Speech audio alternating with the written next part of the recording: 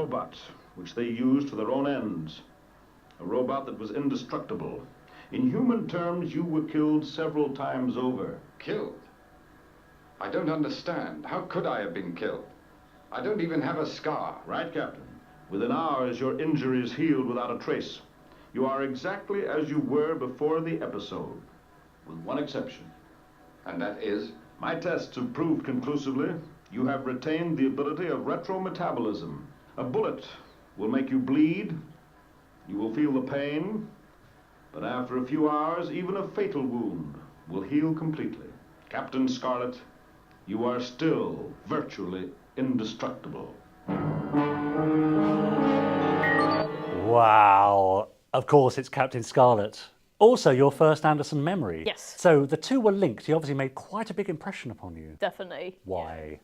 I think it was just because he's that big action hero that, because he's nearly virtually indestructible, he can just run into danger, help as many people as he can. And I mean, just to have somebody to aspire to be like that is something I latched onto. Is this also something in the fact that, we saw it in that scene there where Scarlet was confronted with his new situation, that he is virtually indestructible. Was there something about that idea that appealed to you as well as a young child? Yeah, definitely. Yeah? Yeah. Because that idea of immortality, Yeah. I think, is what, as a kid. Yeah, I mean, again, it's got a very strong link to sort of Doctor Who, because Doctor Who regenerates after he gets, they get fatally sort of injured and stuff like that. And it's that kind of continuation that you're thinking, oh yeah, they're in danger, but they'll be back next week. And it's quite comforting to have that thought sort of thing. Yeah. So yeah. And you very nicely sent us that lovely picture, which I'm going to show those of you who are watching on video now, of you in your Captain Scarlet t-shirt. How old were you here? I must have been about 5-6 years old in this photo. Yeah. So already being humoured by your family. Yes, definitely.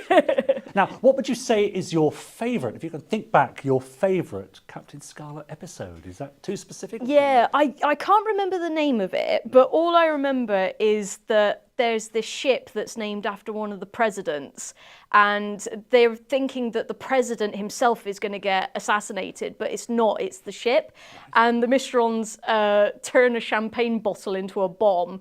And I just love the bit when they go to throw the champagne bottle at the ship, it just misses, swings back and blows them all up. And I think it's the most hilarious thing for it to happen. It's such karma, it's bloody brilliant. Christelle, help us out. Which episode of Captain Scarlet was that? That's the launching. The launching, okay. Is that quite early on in the run, or was it later?